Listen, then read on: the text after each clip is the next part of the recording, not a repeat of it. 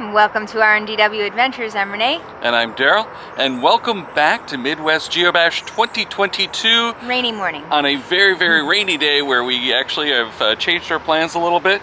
We're going to try to do the Feather Road GeoTour.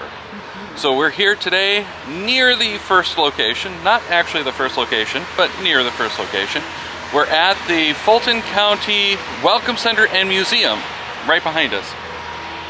But the way that this one works is you've got passport cards that you have to get these codes in the cache, enter that on these cards, and submit them when you're done to get the Geocoin and everything. Right. What I do like about these cards is, like, well, you have to write the code in like you said, but each one is where each cache is. I mean, it actually gives the cache.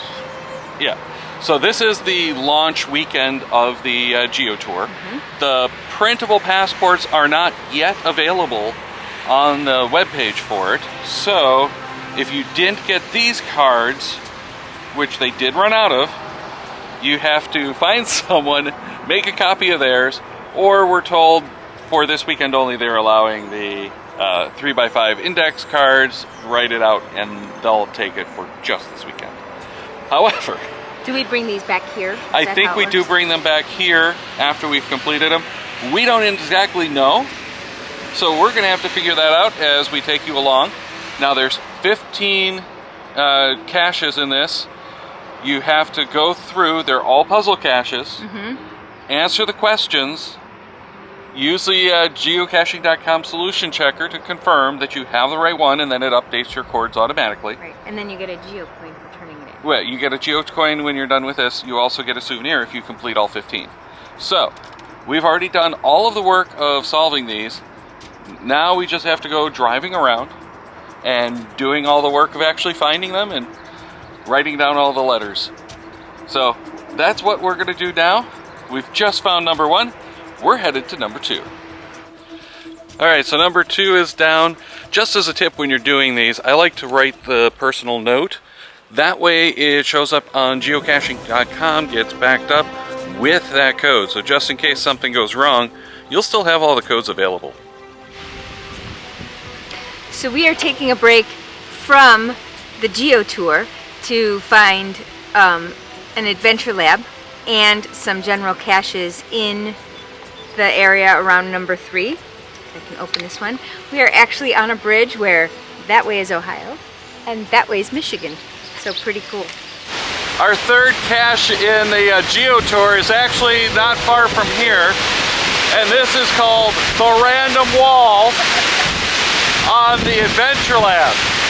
Now, the fun part is, as you can probably tell, we are being blown away with very, very high winds. And there's thunder and lightning that we can see and hear off in the distance. We might not be coming back to you for a little while. The winds are still blowing, not quite as crazy as that last one, but the rain's tapering off. We found number 4, thank goodness for Darryl, because it was in one of those trees I can't touch, but only 11 more to go for this tour.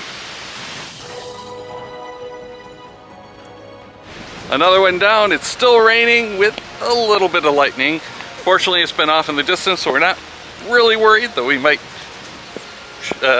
regret that decision later. That one was still a little crazy, but weather's a lot uglier than I thought it would be today.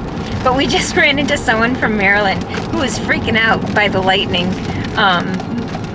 She's just not used to it. She said in Maryland when there's lightning, things just close. That's just kind of funny when you think about it and you're from Michigan.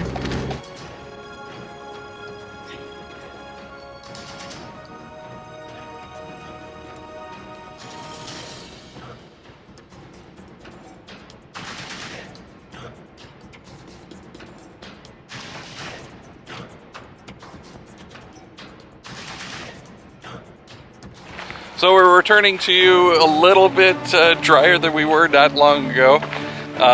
We still have the drizzles, but nothing like it was previously. It got kind of silly there for a little while. This is one of the things the last few years of Midwest Geobash though is expect rain. Last year the tents were floating literally in the campground. So you have to expect everything from the really hot to the wet and chilly. We're wrapping up with the last cache in Wasian at a park that reminds us there's better, more fun ways to get wet than go caching in the rain. Absolutely. Yeah, nice little water park back here for the community. But we really did have a lot of fun doing this despite the rain. Some interesting things along the way that we didn't share because, you know, we went, as Scott Burks calls it, squirreling. We got some interesting junk food stuff at a couple of places along the way, so we'll be bringing that stuff to you eventually as well. But now we have to get back to the fairgrounds. We might stop and change at the hotel because, you know, we're still soaked. But we got to figure out what to do with these cards. Yes. So I was hoping to have a different coin for you today at the end of this tour, but they were all out. They ran out of tour coins, but I will give you my Mad Bash coin as a trackable with, GB01FW. Again, GB01FW. So they did run out of the coins this time, so no coins for us after all of the running around and getting soaked and everything. Still worth it. Coins were apparently long gone. Still a lot of fun, still worth doing. The tour is going to be up, so you guys can do that, but I've heard, and I can't confirm, but I've heard some discussions that they're actually going to change up this tour, so it'll be a different tour next year. So we'll have something to look forward to and something to plan on doing.